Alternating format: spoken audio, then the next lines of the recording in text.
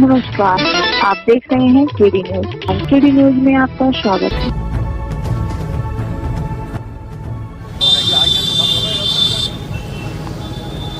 KD news इस वक्त पहुंचा है सुल्तानपुर जनपद में। शहर के कार्यालय जिलाधिकारी सुल्तानपुर कलेक्ट्रेट के सामने हम यहाँ कुछ चर्चा करेंगे और बातचीत करेंगे कि 2022 का चुनाव का रुख क्या है। केडी न्यूज का एक चर्चित कार्यक्रम चल रहा है जिसका नाम हाल क्या है दिलों का। आम जनता की राय जानने के लिए हम यहाँ पे पहुँचे हुए हैं कि अगला मुख्यमंत्री किसको पसंद किया जा रहा है। यहाँ चाय की चुस्कियाँ कई लोग ले रहे हैं और उनसे मुलाकात करते हैं और बात करते हैं। भैया क्या नाम है आपका? हमारा नाम रवीन्द्र तिवारी है। तो क्या हाल चल रही है? पहले मैं आपको बधाई दूंगा, आपने जो ये कार्यक्रम अपना रखा है हाल क्या है दिलों का, ये बड़ा ही सारगर्भित और अपने आप में बहुत ही सुंदर स्लोगन है। मुझे आपके इस नारे से बड़ी खुशी है और जो राजनीति का कर्मकांड चल रहा है पूरे प्रदेश में, इस पे बड़ा अफसोस भी है। आज जनता के जो मुद्दे राजनीति के केंद्र में होने चाहिए वो एकदम नहीं है। राजनीति के केंद्र में मुद्दे होने चाहिए थे कि हर नौजवान को रोजगार मिलता, हर किसान के खेत को पानी मिलता, खाद मिलता, बीज मिलता, डाई मिलती, यूरिया मिलता, उसको आसानी से मिलता, हर परिवार के हिस्से में भरपूर राशन आता। हम बहुत पीछे से बात को ले आना चाहते हैं अपने। हमारे वीर सपूतों ने, शहीदों ने जो अपने जान गंवाए भारत माता की बलिवेदी पे प्राणों को अपने न्यौछावर किए, क्या इसी दिन के लिए न्यौछावर किया था कि हर परिवार 5 किलो राशन के लिए सुबह से शाम तक एक कोटेदार के दरवाजे पे वो गिड़गिड़ाता रहे जाकर के? ऐसी व्यवस्था क्यों नहीं बनाई गई कि ये शासन की ड्यूटी हो, जैसा कि हमारे एक दिल्ली की सरकार उसने किया है, डोर स्टेप डिलीवरी किया है कि ये सरकार की जिम्मेदारी है कि राशन उसके दरवाजे पे ले जाके पहुँचावे। और दूसरी बात मैं ये कहना चाहता हूँ, एक सरकार का कुछ दायित्व होता है। सरकार का दायित्व क्या है कि जनता को मूलभूत सुविधाएं आसानी से मिले।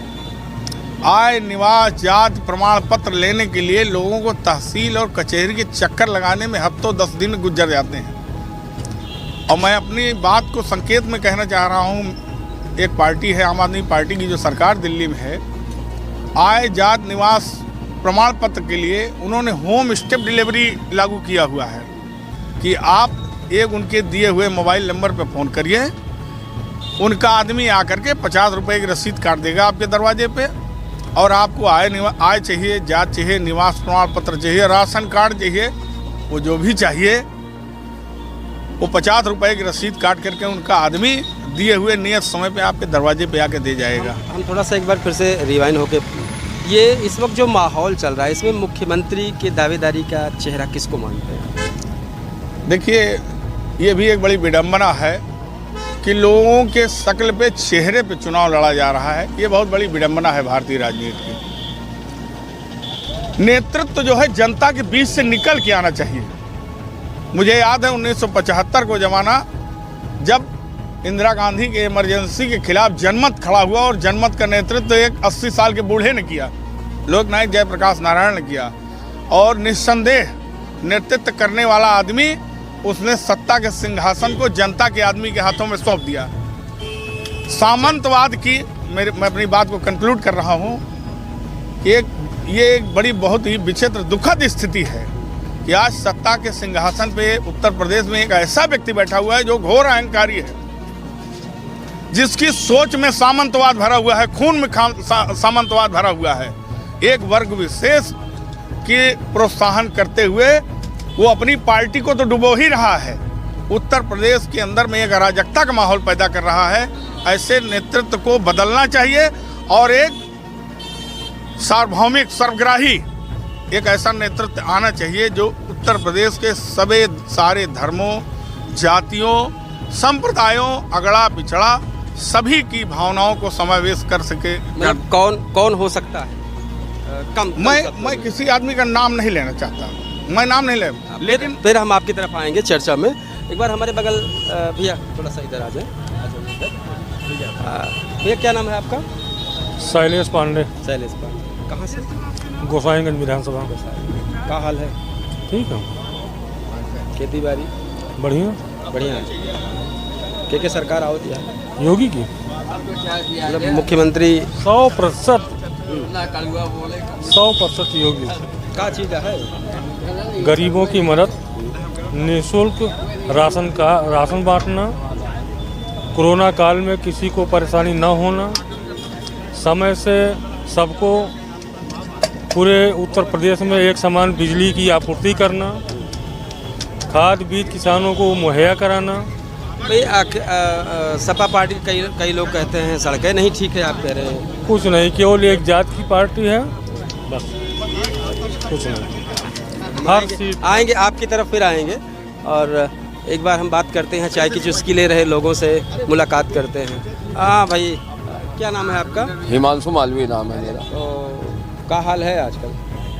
आजकल बीजेपी का माहौल है। हाल क्या है, अभी मेरे बड़े भाई रवीन जी ने कहा कि बहुत ज़्यादा दिक्कतें हैं राशन मिलने में। मैं रवीन भैया से बस इतने पूछना चाहता हूं कि अगर आपदा आती है तो कोई भी शासन आज तक किसी भी छोटी सी आपदा में किसी ने मदद किया है? एक बीजेपी सरकार ऐसी है जिन्होंने, हमारे माननीय मुख्यमंत्री योगी आदित्यनाथ जी ही है जिन्होंने घर घर राशन पहुंचाया, जिससे लोग भूखे न मरे। कोरोना काल इतना बड़ा आपदा है, इसमें अगर लोग राशन पा रहे हैं, अपना जीवन यापन कर रहे हैं, तो यही बहुत बड़ी चीज़ है।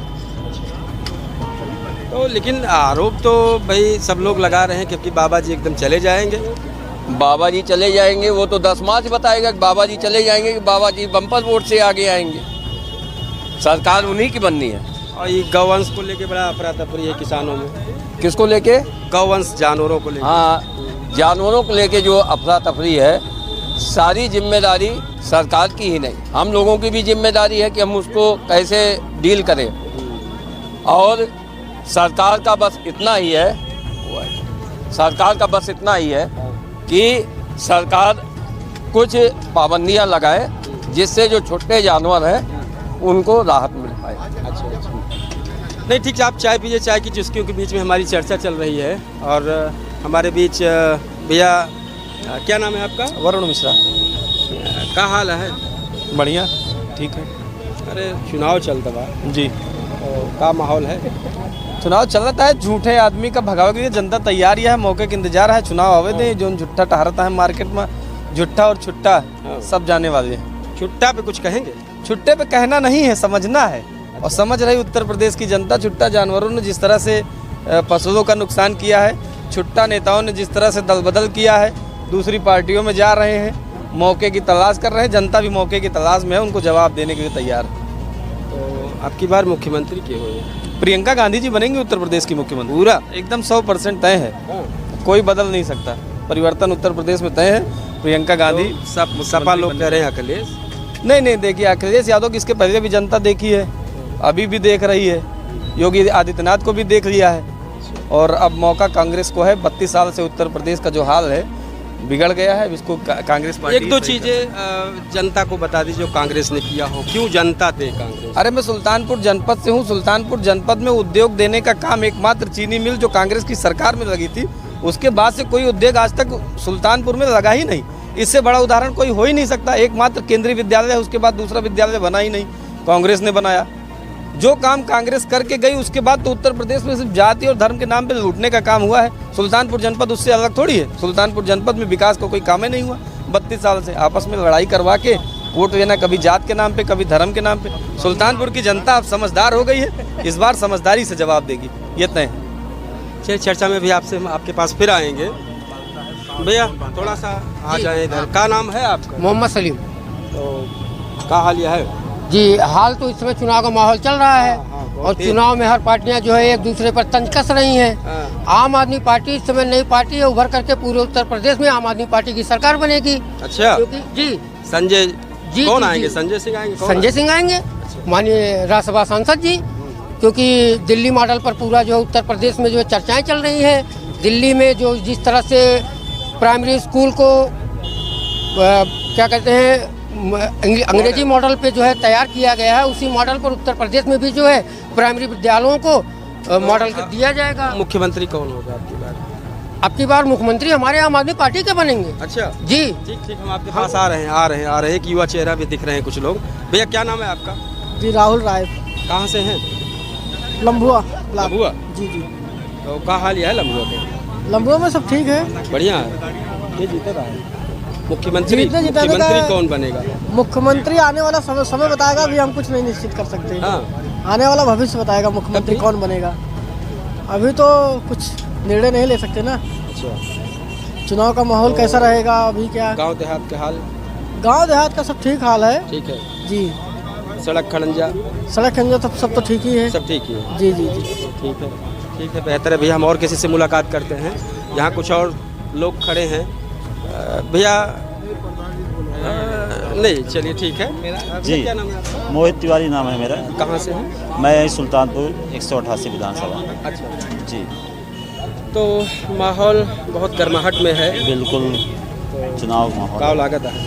ये लागत है चुनाव अब की बार पूरे यूपी में सिर्फ कांग्रेस की लहर है। अच्छा। चारों तरफ कोई पार्टी अगर जनता की समस्या को उठा रही है, मुद्दे को उठा रही है, जनता के साथ खड़ी है, तो कांग्रेस पार्टी की खड़ी है। हमारी प्रियंका गांधी जी खड़ी हैं, हमारी नेता प्रियंका गांधी जी खड़ी हैं। बिल्कुल 32 साल से यूपी में बेहाल है, यूपी बेहाल है। यहाँ कोई अभी तक बसपा, सपा और भाजपा ने जनता को सिर्फ गुमराह किया है। अच्छा। अब की बार इतिहास रचने जा रहे हैं हम, हमारी नेता प्रियंका गांधी जी, और यूपी में वापसी करने जा रहे हैं। जी धन्यवाद। हम मुलाकात कर अभी आ रहे हैं, आपके पास भी आ रहे हैं। हाँ, कुछ कहना चाह रहे हैं क्या? हम ये कहना चाह रहे थे इसमें कि जितने भी विपक्ष हैं वो सारे आरोप लगाते हैं कि भारतीय जनता पार्टी मंदिर के नाम पे वोट मांगती है, मंदिर के नाम पे वो चुनाव लड़ती है। अब उन्होंने अपने मुद्दे से मंदिर का नाम ही बनवा के मंदिर बनवा दिया और उस मुद्दे को ही हटा दिया। अब ये लोग किस पे घेरेंगे? किस पे घेरेंगे? तो अब ये जानवरों पे आ गए हैं और किसी न किसी पे लेके ये घेरना चाहते हैं भाजपा सरकार को। जो अच्छा काम कर रहा है उसको ये घेरने के चक्कर में है। भाई साहब, अभी हमारे काबिल दोस्त हैं मालवीय जी, इन्होंने कहा कि मंदिर हमारे लिए मुद्दा था। इनकी बात पे गौर किया जाए, इनके लिए मंदिर मुद्दा है और आम जनता के लिए मंदिर उनकी आस्था का विषय है। मंदिर हमारे रोम रोम में राम, हमारे रोम रोम में है। ये कहते हैं कि मंदिर हम बनवा दिए, मुद्दा खत्म हो गया।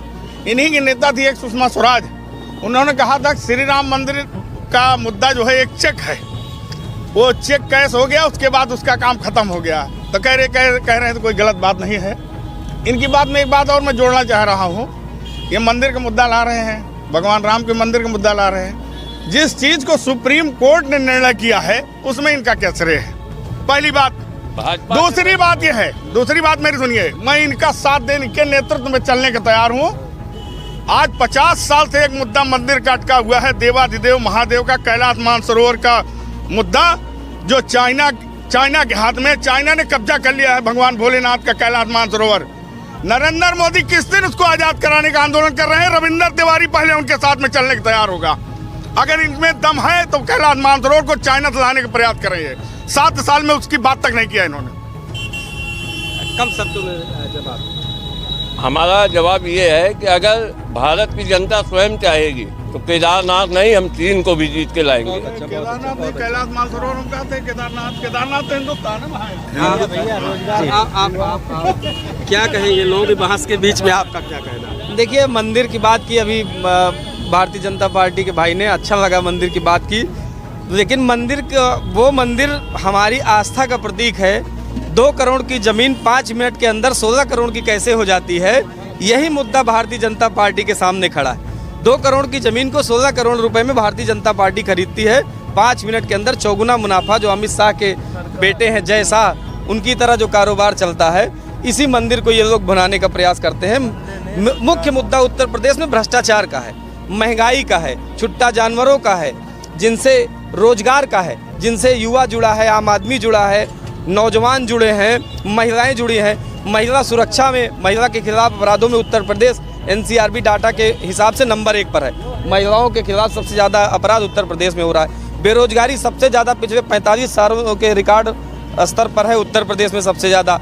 महंगाई ने पिछले सारे रिकॉर्ड तोड़ दिए हैं, वो भी उत्तर प्रदेश उसकी मार सह रहा है। तो उत्तर प्रदेश को आज मंदिर और मस्जिद से मतलब नहीं है, मतलब है रोटी, कपड़ा और मकान से। रोटी कैसे मिलेगा, कपड़ा कैसे तन पर आएगा, रोजगार कैसे मिलेगा, सुरक्षा कैसे होगी, चुनाव इस मुद्दे पर होना चाहिए, ना कि किसी मंदिर, किसी मस्जिद के मुद्दे पर।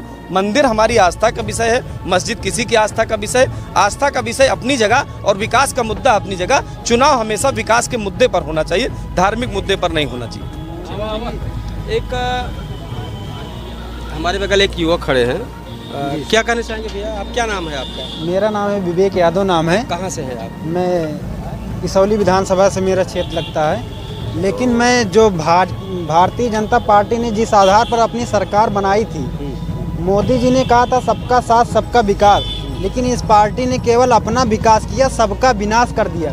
युवाओं को 2 करोड़ रोजगार हर साल देने को कहा था, लेकिन आज तक यूपी में 2 करोड़ रोजगार की बात छोड़िए। योगी जी कहते हैं हमने 4.5 लाख लोगों को रोजगार दिया, वो भी संविदा कर्मी को दिया। जो भी हर मुद्दे पर इनकी सरकार विफल है। किसानों की आय दुगनी करने का मामला घोषणा पत्र में सबसे पहले ऊपर पे नंबर 1 पे था, लेकिन किसानों की आय दुगनी नहीं कर पाए हैं। और हर जगह जानवरों से इतना परेशान है नौजवान किसान, हर आदमी। इस समय सबसे ज़्यादा बेरोजगारी मुद्दा होना चाहिए, जो नौजवानों के हक की लड़ाई सबसे आगे, जिससे हमारा देश मजबूत होता है। मेन असल में KD न्यूज़ का एक चर्चित कार्यक्रम चल रहा है और उस कार्यक्रम का नाम है हाल क्या है दिलों का। तो थोड़ा सा एक आप ये बताइए कि आने वाला मुख्यमंत्री कौन हो सकता है? आने वाला मुख्यमंत्री इस बार अखिलेश यादव के नेतृत्व में अखिलेश यादव मुख्यमंत्री होंगे। सपा की सरकार पूर्ण बहुमत से बनने जा रही है, क्योंकि अखिलेश यादव एक पढ़े लिखे नेता हैं, जानकार नेता हैं। इस गंदे राजनीति के दौर में भी अपनी बात वो कभी अपना आपा कभी नहीं खोते हैं और बड़े ही जोश के साथ युवाओं का मुद्दा उठाते हैं। और इस बार सपा की सरकार बनना तय है पूर्ण बहुमत के साथ। लगभग 400 सीट भी जीत सकती है सपा, मैं गारंटी के साथ कह सकता हूँ। फिलहाल हाँ, क्या नाम है भैया आपका? वैभव श्रीवास्तव नाम है। क्या कहना चाहेंगे भाई, अब की बार ये CM का पद कौन होगा? बिल्कुल हम ये कहेंगे कि इस बार जनता जो है वो अच्छी शिक्षा, अच्छे स्वास्थ्य और रोजगार पर वोट देगी, जो कि आम आदमी पार्टी ने वादा किया है कि हर साल 10 लाख रोजगार, नहीं तो 5,000 रुपये बेरोजगारी भत्ता देने का काम करेगी। अभी तक यहाँ पे भाजपा सरकार रही, भाजपा सरकार ने सिर्फ जाति, धर्म और मंदिर मस्जिद के नाम पे लड़ा है और किसानों को सिर्फ गाय दे दिया, साथ में छुट्टा सांड भी दे दिया है, जो कि उनके फसल चर रहे हैं। फसल के साथ साथ उनका पूरा परिवार चर गए। हमारा CM संजय सिंह होंगे, जो कि एकदम हर एक ज़मीनी स्तर पर लड़ रहे हैं, वही हमारे CM होंगे। और हम लोग हाथरस की घटना नहीं भूलेंगे, क्योंकि हमें हाथरस नहीं बनने देना है। हमें आम आदमी पार्टी की सरकार चर्चा चलती रहेगी। और हाँ, क्या नाम है भैया आपका? जी, मेरा नाम मोहम्मद अख्तर है। हाँ। और मैं आम आदमी पार्टी का प्रदेश सचिव हूँ। अच्छा। और उसके पहले मैं एक आम नागरिक हूँ और मेरी भी जिम्मेदारी है इस देश के प्रति, जिले के प्रति। तो मैं कहना चाहता हूं कि भारतीय जनता पार्टी इस बार चुनाव और 80 और 20 के नाम पर लड़ रही है। तो मैं सबसे तो पहले अपने मुसलमान भाइयों से, पूरे देश के मुसलमान भाइयों से अपील करना चाहता हूं कि भारतीय जनता पार्टी से मुसलमानों को कोई तकलीफ नहीं है। अगर कहीं नुकसान है और तकलीफ है तो पूरे देश की जनता को तकलीफ है। अगर नुकसान है तो पूरे देश की जनता का नुकसान है। देश भारतीय जनता पार्टी बेचने का काम कर रही है, न कि ये धौस दे करके कि 80 और 20 का चुनाव और कहीं मुसलमानों को दबाने का काम। मुसलमान जैसे था वैसे मुसलमान रहेगा। और आम आदमी पार्टी सब चीज़ से ऊपर उठ करके शिक्षा पे, स्वास्थ्य पे, जनता के अधिकार पर, उस मुद्दे को लेकर के आम आदमी पार्टी चुनाव लड़ रही है 2022 का। और मैं नौजवानों से अपील करना चाहूँगा कि नौजवानों को अपने भविष्य के लिए, आने वाले भविष्य के लिए आम आदमी पार्टी को वोट देना चाहिए और दिलाना चाहिए।